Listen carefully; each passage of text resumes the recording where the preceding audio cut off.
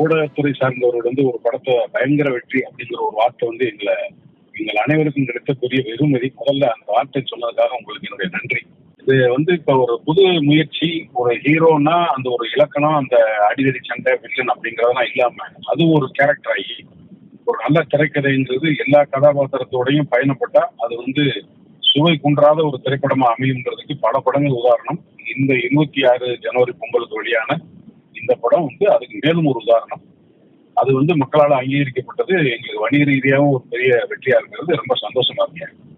ஆனா இப்போ முற்றிலும் தமிழ் சினிமால தொடர்ச்சியா அடிக்கடி ஒரு பிரம்மாண்ட படங்கள்லாம் வந்துகிட்டு இருந்த டைம்ல இது மாதிரியான சின்ன சின்ன பட்ஜெட்ல மக்களுக்கு கனெக்ட் ஆகிற மாதிரியான படங்கள் வந்துட்டு இருந்துச்சு. அந்த வரிசையில தான் இப்ப இந்த படமும் வந்திருக்கு. பொங்கலுக்கு ஜனநாயகன் ரிலீஸ் ஆகணும், அவங்களுடைய ரசிகர்கள்லாம் பெரும் எதிர்பார்ப்பு இருக்கக்கூடிய ஒரு காலகட்டத்துல 30ஆம் தேதி தான் இந்த படம் வெளியாகும்னு படக்குழுவே அறிவிச்சிருந்தாங்க. பட் அப்படிப்பட்ட டைம்ல ஒரு படம் வருதுன்னா நீங்கள் எதிர்பார்த்ததை விட அதிகமாக தான் ரசிகர்கள் இன்னும் என்ஜாய் பண்ணிட்டு இருக்கிறாங்க.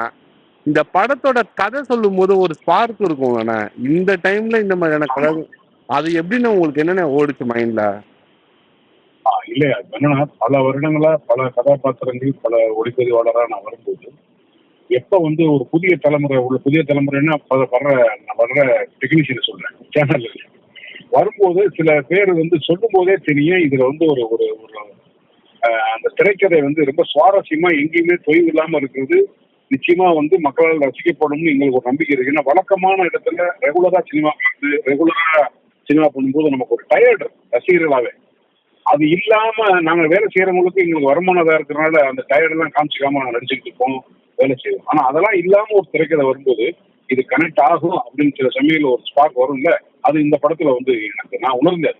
இது புதுசா ஏன்னா சென்னை 28 சொல்லும்போது வெங்கட் பிரபு சொல்லும்போது நான் அதை அப்பதான் உணர்ந்தேன். சென்னை 28 ஃபர்ஸ்ட் பார்ட் இல்ல கொஞ்சம் புதுசா இருக்காது. அது மாதிரிதான் இந்த இந்த படத்தோட இயக்குனர் எனக்கு சொல்லும் போது என்னால இதை ஓரளவுக்கு யூகிக்க முடிஞ்சது. பட் இந்த பிரம்மாண்ட வெற்றிங்கிறது நான் எதிர்பார்க்கல, வரவேற்கப்படும் நினைச்சேன். இந்த ஒவ்வொரு படத்துலயும் ஒரு எதிர்பார்ப்பு இருக்கும். ஏதாவது ஒரு புதுசா ஒரு விஷயத்த நம்ம கொண்டு வரணும், நம்ம மக்களுக்கு கொண்டு போய் சேர்க்கணும்னு ஒரு விஷயம் இருக்கும்லண்ணே. இந்த படத்துல நீங்க அப்படி நினைச்சது என்னன்னு இருக்கு?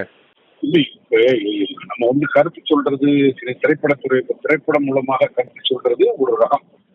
எனக்கு சினிமாங்கிறது மக்களை கொஞ்சம் சந்தோஷப்படுத்தி அனுப்பணும்னு நினைப்பேன் தனிப்பட்ட முறையில.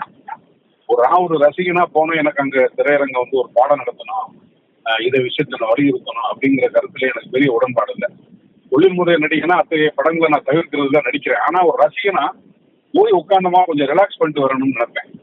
அது மாதிரிதான் இந்த படத்தை நான் பாக்குறேன். அதுல இருக்கக்கூடிய சின்ன சின்ன உட்கருத்து என்னன்னா, தேவையில்லாத வீண் பண்ணிக்கிட்டு ஒருத்தருக்கு தேவையில்லாத பிரச்சனை பண்ணாதீங்கிறது ஒரு பொது கருத்து தானே. அதை நகைச்சுவை கலந்து சொல்லியிருக்காங்க. அப்படித்தான் இதை கருத்தா எடுத்துக்கலாம், கருத்துன்ற ஆங்கிள் சொன்னா.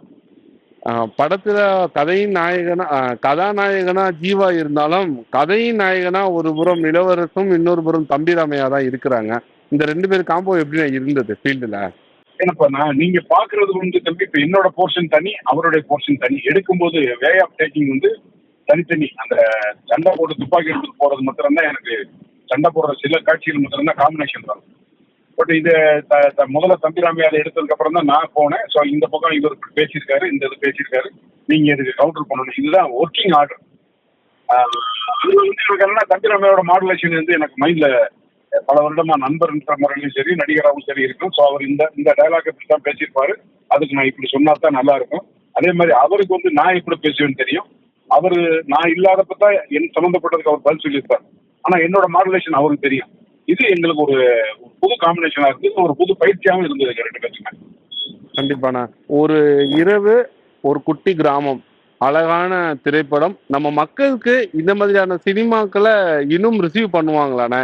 இன்னும் நம்ம மக்களுக்கு என்ன மாதிரியான படங்கள் கொடுத்தானே அவங்க இன்னும் என்ஜாய் பண்ணுவாங்க நீங்க நினைக்கிறீங்க? இல்ல, அதுக்கு ஒரு வடிவிலக்கணமே கிடையாது. இந்த மாதிரி தான் அப்படின்றது இது பல்சுவை தானே.